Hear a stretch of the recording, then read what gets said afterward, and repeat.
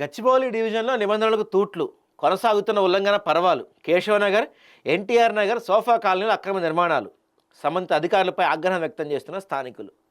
Serilingampally zonal పరిధిలోని Gachibowli division Keshavanagar ప్రాంతం అక్రమ నిర్మాణాలకు అడ్డాగా మారుతుంది. ఇక ఇదే తరహాలో ఎన్టీఆర్ నగర్, సోఫా కాలనీలో కూడా ఎలాంటి అనుమతులు లేకుండా బహుళ అంతస్తుల భవనం యథేచ్ఛగా వెలుస్తున్నాయని స్థానికులు ఆరోపిస్తున్నారు. కోట్ల రూపాయల విలువైన భూములపై నిర్మాణాలు సాగుతుండటం నిర్మాణదారుల నిబంధనలు పూర్తిగా గాలికి వదిలేశారు. దీని నుంచి గతంలో కూడా రాశాం మనం. ఇప్పటివరకు ఎటువంటి చర్యలు తీసుకోవాలి.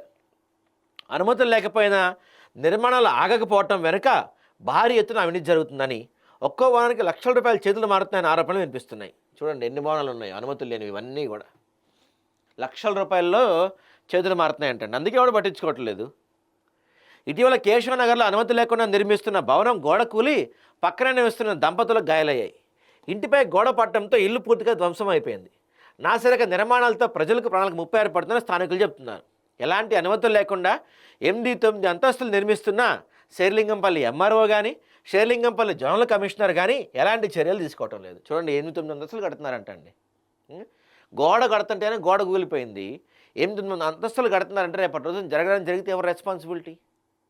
ఈ ఎంఆర్ఓ వీళ్ళంతా ఏం చేస్తున్నారు? కమిషనర్, జోనల్ కమిషనర్ వీళ్ళంతా.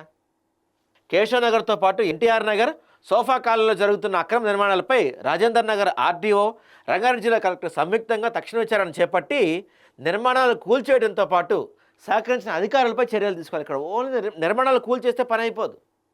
ఇప్పటివరకు ఏం చేస్తున్నారంటే వీళ్ళు నిర్మాణాలు కూల్చేస్తున్నారు, కానీ నిర్మాణం కూల్చారంటే అక్రమం అని.